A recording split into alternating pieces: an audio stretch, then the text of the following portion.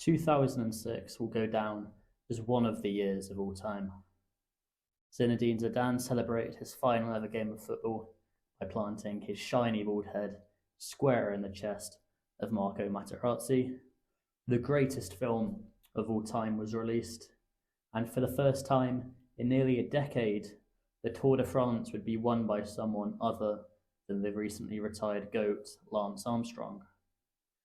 Three leading contenders to win in his absence were Giro winner Ivan Basso, years of Vuelta winner Alexander Vinokurov, and Jan Ullrich.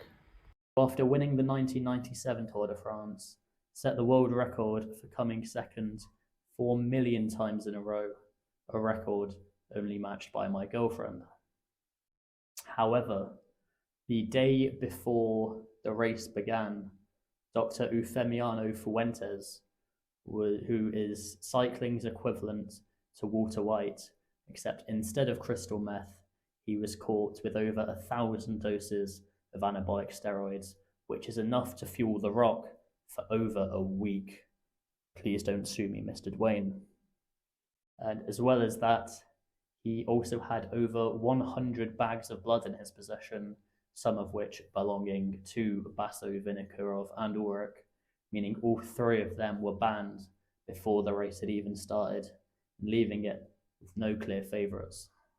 The race began with a short time trial contested by three of Lance Armstrong's former American teammates. I'm sure the success of that team had nothing to do with any alleged doping that may or may not have taken place. #Armstrong did nothing wrong. Dave Zabriskie was the first out, and he set an early lead with a time of 8 minutes 21 seconds. He was supposed to be followed by Floyd Landis. However, when it was time for him to start, he was not there because he forgot to check his tyres didn't have any holes in them before he began, and so he turned up late and lost nearly 10 seconds. Not that it would have made a difference in the end, because he still would have been slower than the fastest of the Americans, George Hincapie, who set a time of 8 minutes and 17, just being edged out for the win by his Norwegian sprinter Thor Hushovd, who took it by less than a second. The first road stage of the Tour brought with it the first bonus seconds on offer, with 6, 4, and 2 being available for the first three riders at the intermediate sprints, and 20, 12, and 18 available for the first three riders at the finish line. George Hincapie took full advantage of this, stealing back 2 seconds on Hushovd early on, meaning that the Norwegian had to come in the first three of the stage in order to keep his yellow jersey. So it's time for a quiz. Did he A, win the stage and keep his yellow jersey? B, lose in the final sprint but still come in the top three and do enough to remain in yellow? Or C, did he get hit in the head by a fan during the final sprint and end up lying on the floor covered in blood? If you said C, you are correct, because people in France are highly incompetent and still have not learned that it's not a good idea to lean into the road during a bike race. Matthias Kessler from Jan Ullrich's T-Mobile team nearly pulled off an upset and stayed away from the peloton in the second stage, but he was caught with 50 metres to go by Australia's Robbie McEwen, because he's pretty bloody quick. Before anyone says anything, I have been told by an Australian that my Australian accent is very good, so any comments saying otherwise will be deleted. Spanish rider Alejandro Valverde was the favourite to win the first hilly stage of the race, so let's take a look at a couple of reasons why he may or may not have won. Firstly, the stage is very similar to Liège-Bastogne-Liège and the Flèche Wallonne, which he had won 4 and 5 times respectively throughout his career. Secondly, he was only a few seconds behind the leader of the race, so if he won, the bonus seconds would put him in the yellow jersey, giving him extra motivation to do so. And thirdly, the anti-doping authorities had not realised that the bag of blood labelled Valve belonged to Alejandro Valverde, so he was still allowed to race even though many of the other riders who were doping had been disqualified. However, that it is hard to win a stage of the Tour de France if you fuck it going round the corner and separate your shoulder. The stage ended up being won by Matthias Kessler, who after the previous day's disappointment attacked again and this time was able to stay away, winning by 5 seconds over his Australian teammate Michael Rogers, who now, with the bonus seconds, was only 1 second away from the yellow jersey currently being worn by Tom Boonen.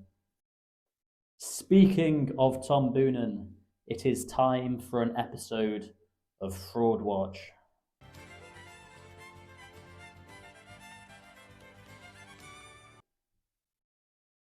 Coming into stage 4, he was not only in the yellow jersey, he was also the World Road Race champion and the winner of the Velo d'Or, which has about as much credibility as the Ballon d'Or does in football.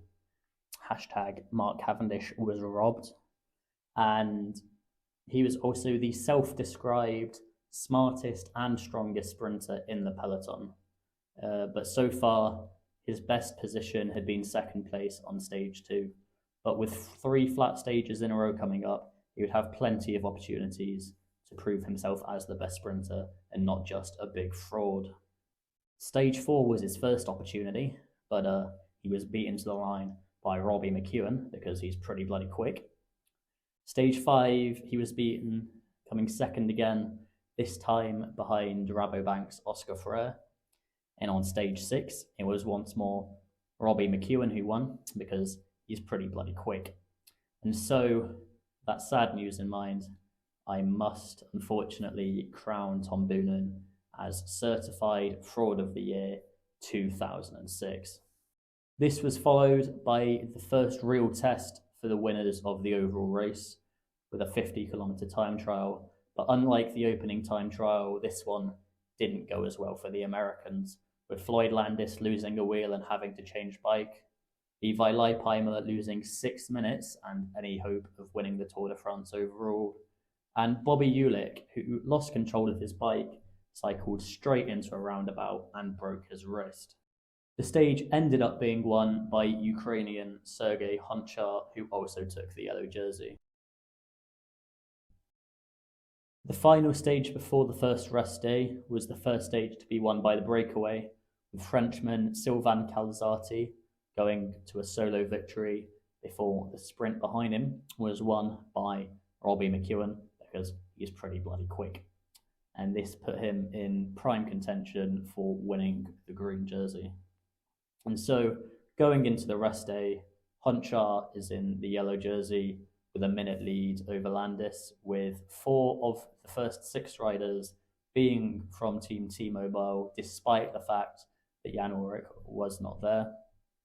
And my rider of the week for the first week is Robbie McEwen because he's pretty bloody quick. And as always, a big thank you to Audi for letting me use their shopping trolley.